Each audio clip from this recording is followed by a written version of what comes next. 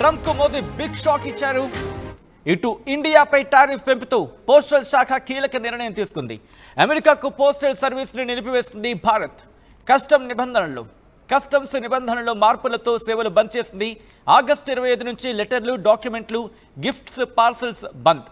ఇప్పటికే పార్సళ్లను బుక్ చేసుకున్న లేకపోతే పంపలేని కస్టమర్లకు డబ్బులు రీఫండ్ చేస్తామని ప్రకటించింది పోస్టల్ శాఖ.